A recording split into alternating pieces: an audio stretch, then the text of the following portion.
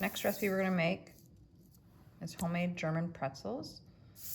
It's gonna require you to have flour, salt, sugar, yeast, butter,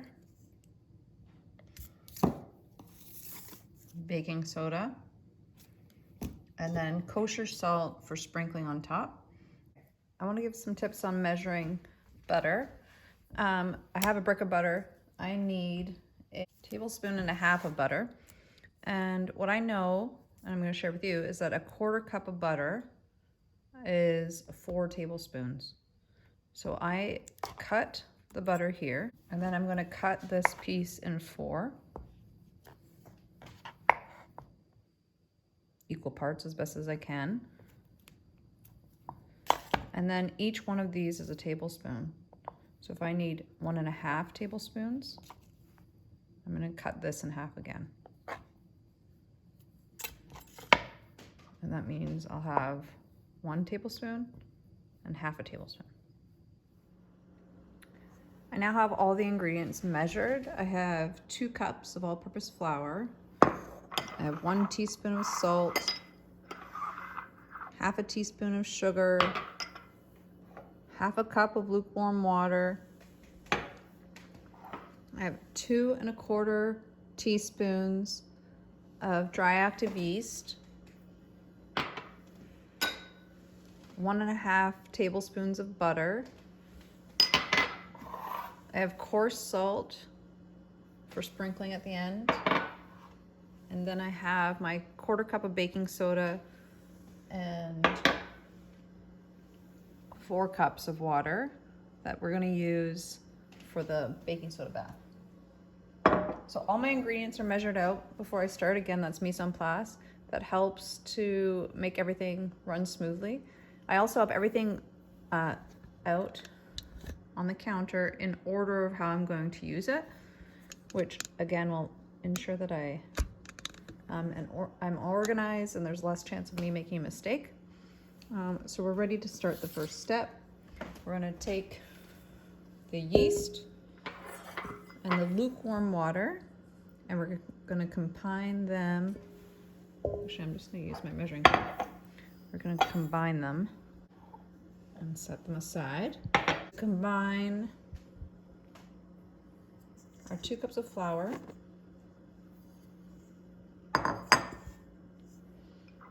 and our salt. I want to make sure that we get the salt dispersed throughout the flour mixture. And then we're going to create a well in the middle of the flour. A well is a hole in the middle that's big enough to allow for the yeast mixture and the sugar to go in. So the next step is to put the sugar in the bottom of that well, and then add the yeast mixture into the well. And then we're going to set that aside for 15 minutes. The 15 minutes has passed, so we're now going to combine these things. We're going to mix them together. I'm trying to just make the flour and the liquid form into a bit of a dough. Scrape the flour off the edges until it starts to come together.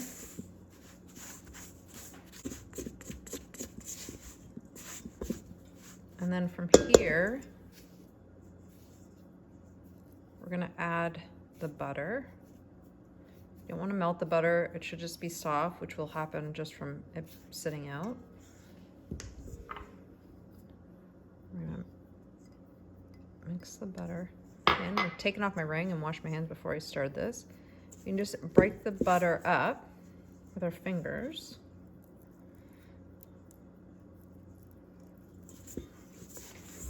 And then mix it into the dough. And then we're going to start kneading. I'm going to knead using the side of the bowl again. You see those big chunks, you just want to break them up. You knead on the side of the bowl, or you can take it and put it on the counter and knead it there. If you do that, you just want to watch. You want to make sure you wash your counter. You just want to watch where it's sticking. So it says to knead until it's a smooth dough.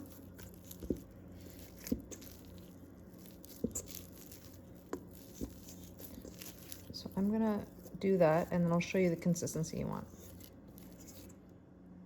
All right, the dough is now smooth, and so we're gonna let that dough rest for 30 minutes. Our pretzel dough has been sitting for 30 minutes, and so we're gonna see if it's gotten larger, and it has. And we're gonna take this dough and cut it into 6 equal parts. I'll use a cutting board to do that.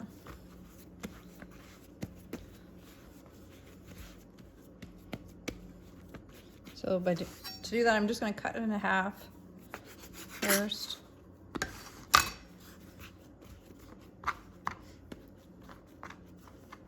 Try to smooth it out so it's an even shape, and then cut that shape into thirds. That looks pretty good to me. And again, it says that this makes 6 servings, so that's 6 pretzels.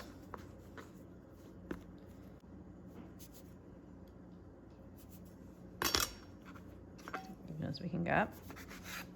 You want to do 6 the same size, because then when they cook in the oven, they'll cook at the same rate. But there's our 6 equal parts.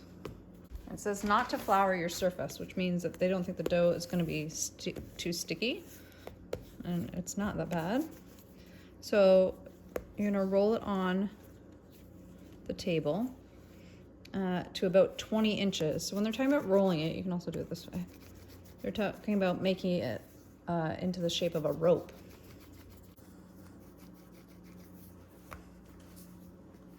You can also roll it on the table.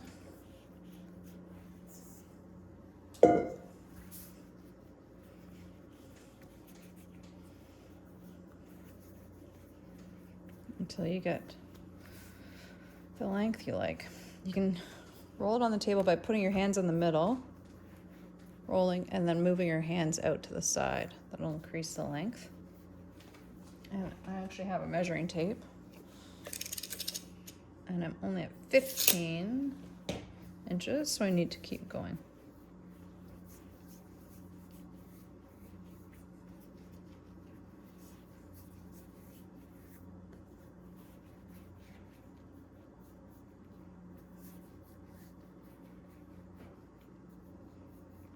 I said tapered at the ends, so this means a little smaller, a little extra roll at the end. I'm going to try measuring again.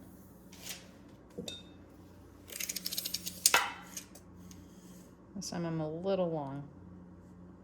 So if I want, I could just break off a piece. Let's see what I have now. Yeah, it's about 20. So the next thing you're going to do is take a cookie sheet with parchment paper. I'm using stoneware. To form the pretzel, you're going to place the dough on the parchment paper, lined cookie sheet, so that it creates the shape of the letter U. So we have this. And then you're going to take both ends of the U and cross them over each other, and then form a twist and roll back over. And when you fold it back over, you're going to pinch it in to the bottom of the U. And place the pretzel dough in a U. We're going to take it, we're going to cross it. I like to cross it all the way around. And then we're going to bring the ends down to touch. So I've made all 6 of my pretzels. I've rolled them out and formed them into the pretzel shape. Now they go into the fridge for an hour. I've pulled the pretzels out of the fridge. It's been an hour. and I am bringing my water to a boil. I tried all different size pots. This seems to make the most sense, this one. We're gonna wait for that to boil, and then we're gonna add the baking soda. This process is what gives pretzels that kind of dark crust on the outside, but that fluffy inside. So dipping it into a baking soda bath, that's what it's called, is what will make that happen. Also, right now my oven's preheating. It's at 354, so it's gonna get to 400. When my water's boiling and my oven's preheated, I'll come back and I'll show you what it's gonna look like when we add the baking soda. All right, water's boiling and the oven is at 400. So I'm now gonna add the baking soda slowly and carefully, because there will be a reaction. You can see that happening. Just make sure you go slowly, a little bit at a time. The baking soda is dissolving. So adding a quarter of a cup all together.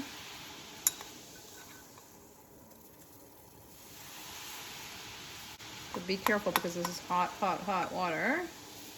And you don't want to hurt yourself and you don't want it to overflow. Okay, I've added all the baking soda. And now I'm going to use a slotted spoon to put the pretzel in the water for 10 seconds, flip it, and have it on the other side for 10 seconds. If you don't have a slotted spoon, you can use a different spoon. You're just going to have a little bit of water that you're going to have to get off your spoon. Another option might be tongs, but they might be a little tricky because the dough is soft. So you're going to put the pretzel in the water. It kind of floats. You're going to count to 10.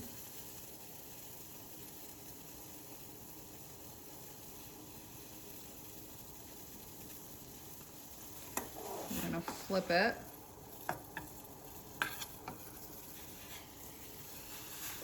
And count to 10 again.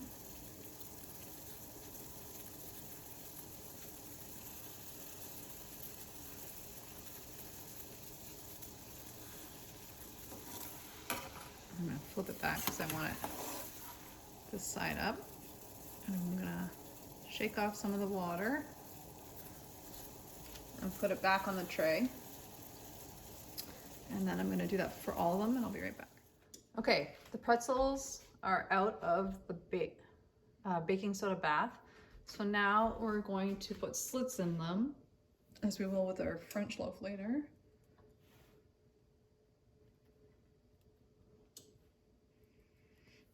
Like this.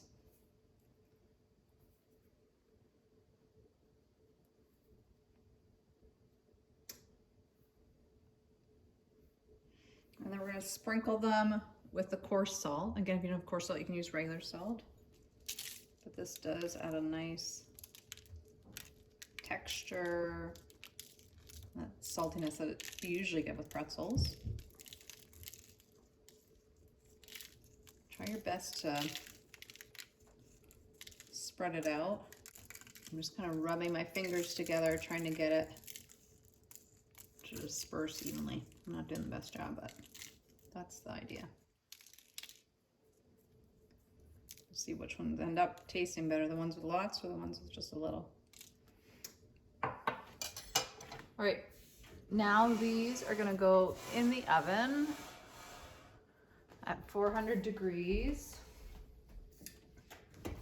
for 15 to 20 minutes.